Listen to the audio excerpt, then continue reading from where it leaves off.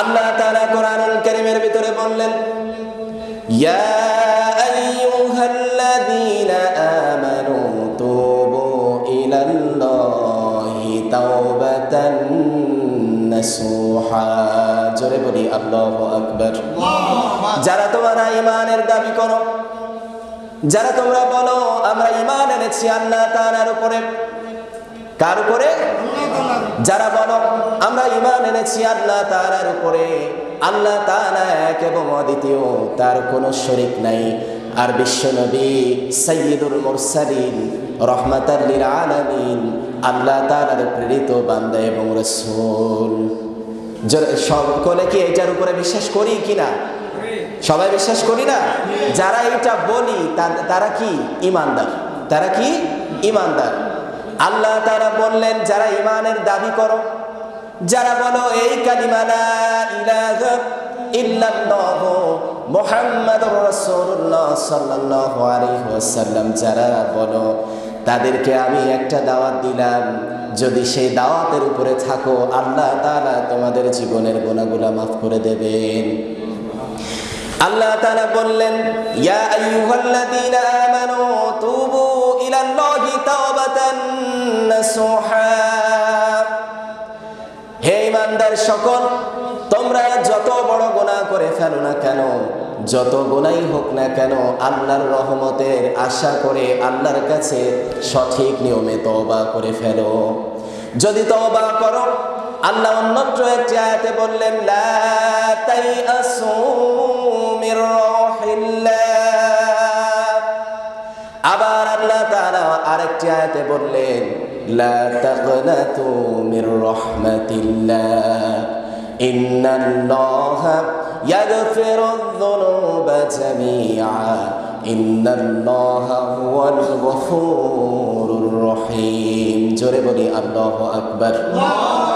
হে ঈমানদারেরা, যারা তোমরা ঈমানের দাবি করো, ঈমান আনয়ন করেছো, করার পরবর্তীতে ভুল ভ্রান্তি করে ফেলো, এমন কোন বান্দা নাই দুনিয়ার বুকে, আল্লাহর নবীরা ব্যতীত এমন কোন বান্দা নাই যারা ভুল করে না। সবাই গুনাহ করে। কি আমরা গুনাহ করি কি করি না? আমরা সবাই গুনাহ করি না? আল্লাহর নবী সাল্লাল্লাহু আলাইহি ওয়াসাল্লাম বললেন, কুল্লু বানি আদম খাত্তাউন ওয়া খায়রুল খাত্তাইনা আত-তাওয়াবুন। রাসূলুল্লাহ সাল্লাল্লাহু আলাইহি ওয়াসাল্লাম বললেন, বানি আদম, আদম আলাইহিস সালামের যত সন্তানেরা আছে সবাই গুনাহগার। সবাই কি গুনাহগার? ওয়া খায়রুল খাত্তাইনা আত-তাওয়াবুন, কিন্তু তার ভিতরে সর্বোত্তম হলো তারা যারা তাওবা করে আল্লাহর দিকে ফিরে আসে। কারা উত্তম? যারা তাওবা করে আল্লাহর দিকে ফিরে আসে, আল্লাহর পথে ফিরে আসে, তারা হলো উত্তম। এই উদ্দেশ্য নিয়ে আল্লাহ তাআলা বললেন, লা তাকনাতু মির রাহমাতিল্লাহ। তোমরা যত বড় গুনাহ করো, যতই গুনাহ করো না কেন, সমস্ত গুনাহ করে আল্লাহর রহমতের আশা করে যদি তাওবা করো, তাওবাতুন নাসুহা, পবিত্রতম তাওবা, খাস নিয়াতে তাওবা যদি করো, আল্লাহ তাআলা তোমাদের জীবনের গুনাহগুলো মাফ করে দেবেন। জোরে বলি সুবহানাল্লাহ।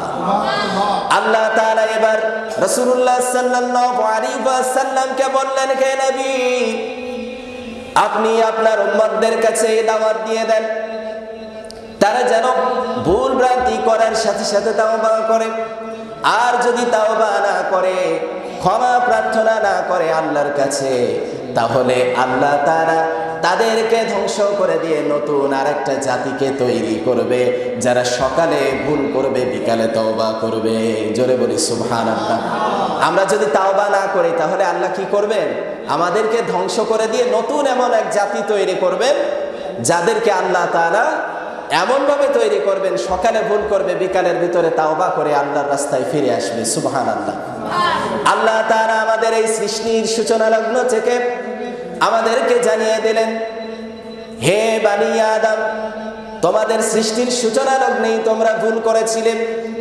আমি যখন ওয়াইদ ক্বালা রাব্বুকা লিল মালাইকাতি ইন্নী জাইলু ফিল আরদি খলিফা, আমি যখন ঘোষণা দিলাম আমার ফেরেশতাদের কাছে, রব্বুকা লিল মালাইকা ইন্নী জাইলু ফিল আরদি খলিফা, আমি যখন ঘোষণা দিলাম হে আমার মালাইকা, হে আমার ফেরেশতারা, শুনে রাখো, আমি জমিনের বুকে এমন এক জাতিকে তৈরি করব যারা আল্লাহ তাআলার প্রতিনিধিত্ব করবে। কি করবে?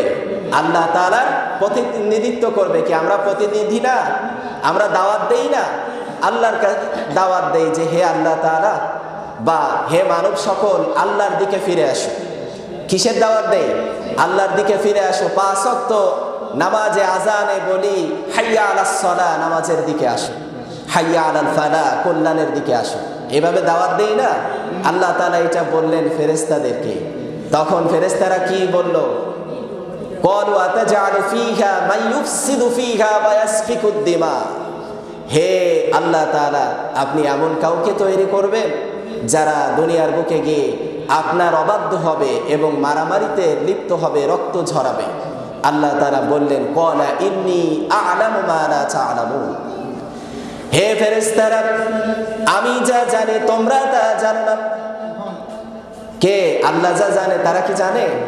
বলল, হে আমার ফেরেশতারা, আমি যা জানি তোমরা তা জানো না। সুতরাং বাদ সেতো না, আমি এমন এক প্রাণীকে, এমন এক শ্রেণীকে তৈরি করব যারা জমিনের উপরে আল্লাহ তাআলার রাজত্ব কায়েম করে দেবে। জোরে বলি সুবহানাল্লাহ। আল্লাহ তাআলা তৈরি করলেন। তৈরি করার পরবর্তীতে আদম আলাইহিস সালাতু ওয়াস সালামকে সিজদা করতে বলা হলো উসজুদু লি আদম। হে ফেরেশতারা, ফেরেশতা সহ যারা আছো সবাই উসজুদু, সিজদায় পতিত হও লি আদম, আদম আলাইহিস সালামের সামনে। কি করো? আদম আলাইহিস সালামের সামনে সিজদায় পতিত হও। ইল্লা ইবলিস, ইবলিস বাদে সবাই সিজদায় পতিত হলো। ইবলিস বাদে কি? ইবলিস বাদে সবাই সিজদায় পতিত হলো। তখন আল্লাহ তাআলা ইবলিসকে বলল, হে ইবলিস, কেন সিজদায় পতিত হলে না? ইবলিস সাথে সাথে বাদ শেষে দিয়ে দিল এবং বলল যে আনা খায়রুম মিনহু খলাকতাহু মিন নার ওয়া খলাকতাহু মিন তিন। আমি তার থেকে উত্তম, আমাকে আগুন থেকে তৈরি করা হয়েছে আর তাকে মাটি থেকে। আল্লাহ তাআলা তাকে মারদুদ করে দিলেন, মালউন করে দিলেন, তার সমস্ত আমলনামা শেষ হয়ে গেল। শেষ হলো না একটা ভুলের কারণে, কিন্তু সে কি তাওবা করেছে? সে কিন্তু তাওবা করে নাই, সে তার ভুলের উপরে আদিষ্ট হয়ে থাকলো। ঠিক তেমনি আদম আলাইহিস সালামকে বলা হলো লা তাকরাবা হাদিহিস শাজারাতা ফাতাকুনা মিনাজ জালিমিন। হে আদম, লা তাকরাবা হাদিহিস শাজারাতা, ওই গাছের দিকে যেও না, ভুলেও যেও না। যদি যাও তাহলে ফাতাকুনা মিনাজ জালিমিন, তুমি কি হয়ে যাবে? জালেমদের অন্তর্ভুক্ত হয়ে যাবে। কিন্তু আদম আলাইহিস সালাম গিয়েছিল, গিয়ে শুধু যাই নাই, সেইখান থেকে কি করছে? ফলও খাইছে। খাওয়ার কারণে তাকেও দুনিয়ার বুকে প্রেরণ করা হলো ভুল হওয়ার কারণে। কিন্তু আদম কি ভুলের উপরে আদিষ্ট থাকলো? আদম আলাইহিস সালাম কিন্তু ভুলের উপরে আদিষ্ট থাকলো না। মানুষের গুণ হলো সে ভুল করে কিন্তু তাওবা করে আল্লাহর দিকে ফিরে আসে। মানুষের গুণ কি? সে ভুল করে, ভুল করার পরবর্তীতে সে তাওবা করে ফিরে আসে। কিন্তু শয়তানের গুণ হলো সে ভুল করে, তাওবা করে না। আদম আলাইহিস সালাম ভুল করলেন আর আল্লাহ তাআলাকে ডাক দিয়ে বললেন, রব্বানা যালামনা আনফুসানা ওয়া ইল্লাম তাগফির লানা ওয়া তারহামনা লানাকুনান্না মিনাল খাসিরিন। জোরে বলি আল্লাহু আকবার।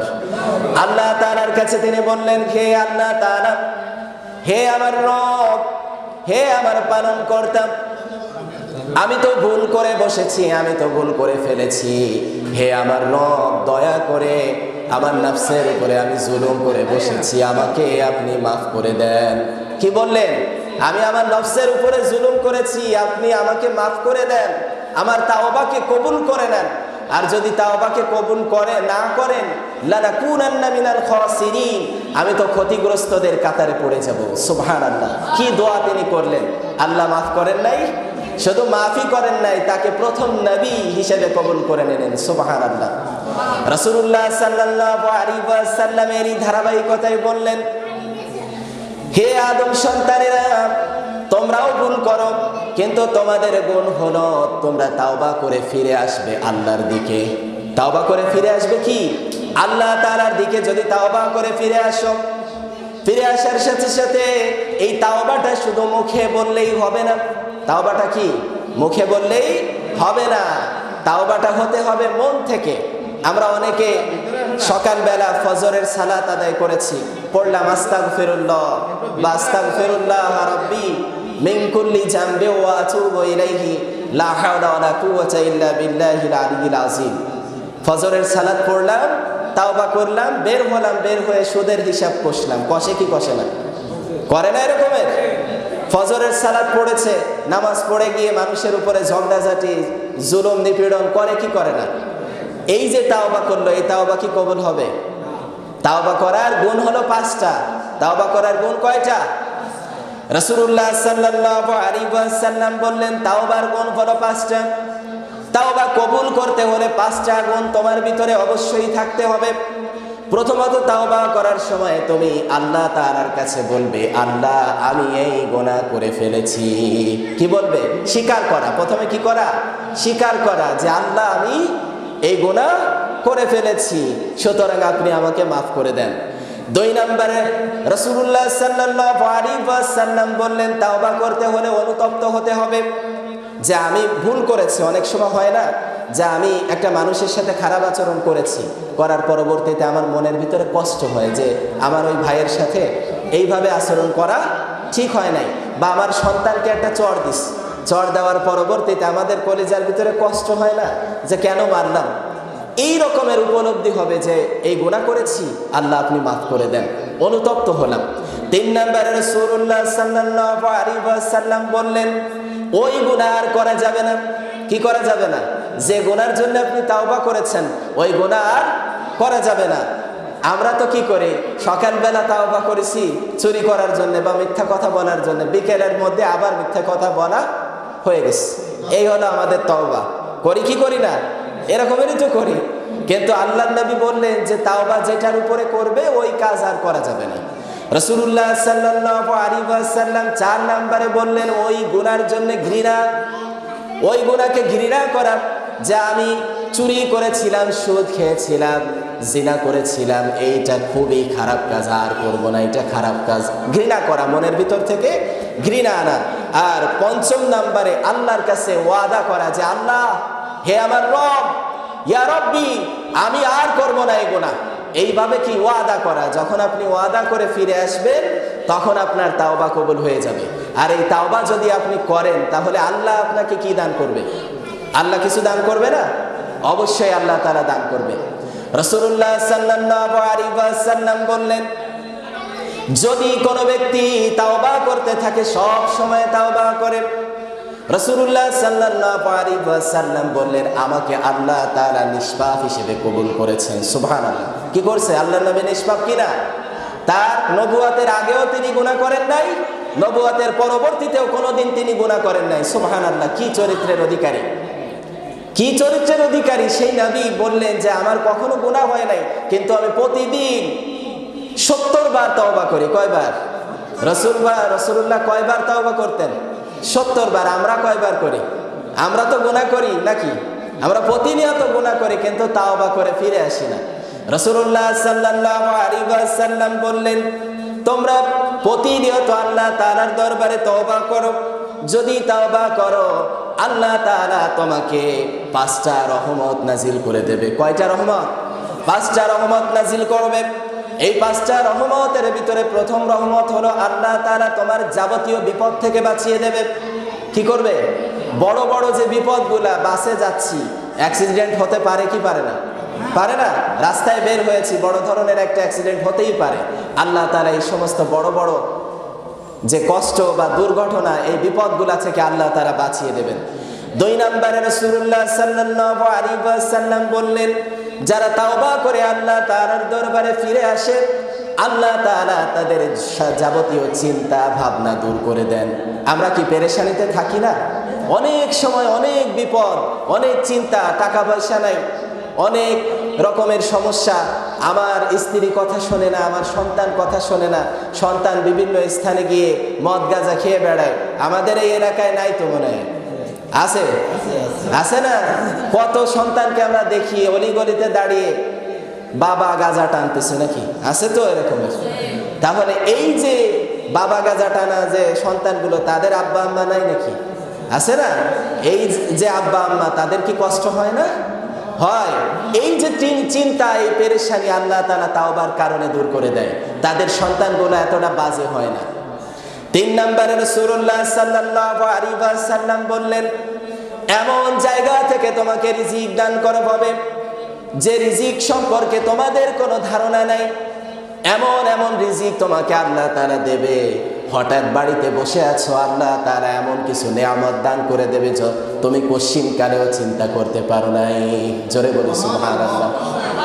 আমি চিন্তাও করতে পারবো না যে আল্লাহ তাআলা কোন জায়গা থেকে আমার জন্য টাকা পয়সার ব্যবস্থা করে দিচ্ছে, কোন জায়গা থেকে আমার জন্য যা কিছু প্রয়োজন সব কিছু আমাকে ব্যবস্থা করে দেওয়া হচ্ছে, চিন্তাও করতে পারবো না।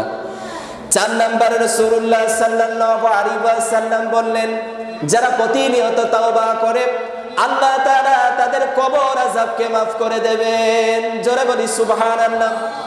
আল্লাহ তাআলা বললেন, প্রতিনিয়ত যারা তাওবা করে, নামাজের ভিতরে যারা বলে আল্লাহুম্মা ইন্নী যালামতু নাফসি যুলমান কাসীরা ওয়া লা ইয়াগফিরুয যুনুবা ইল্লা আনতা ফাগফিরলি মাগফিরাতাম মিন ইনদিকা ওয়ারহামনি ইন্নাকা আনতাল গফুরুর রহিম। জোরে বলি সুবহানাল্লাহ। এটাও কি একটা তাওবা? আমরা জানি না এটা কি একটা তাওবা। এই যে তাওবা যারা প্রতিনিয়ত করে, এদের কবর আযাবকে আল্লাহ তাআলা maaf করে দেবেন। কি করবেন? কবর আযাব যদি কারো মাফ হয়ে যায়, তার পরবর্তী স্টেপগুলো কি হবে? সব কিছু তার জন্য সহজ হয়ে যাবে। 5 নম্বরে রাসূলুল্লাহ সাল্লাল্লাহু আলাইহি ওয়াসাল্লাম বললেন, যারা প্রতিনিয়ত তাওবা করে, ইস্তেগফার করে, আল্লাহ তাআলা তাদেরকে মুস্তাজাবুদ দাওয়া হিসেবে কবুল করে নেন। জোরে বলি সুবহানাল্লাহ। মুস্তাজাবুদ দাওয়া হলো এমন লোক যারা কোনো কিছু আল্লাহর দরবারে চায়, আল্লাহর কাছে যখনই দোয়া করে, দোয়ার সাথে সাথেই কবুল আর মঞ্জুর হয়ে যায়। কি হয়? তো কবুল হয়ে যায়।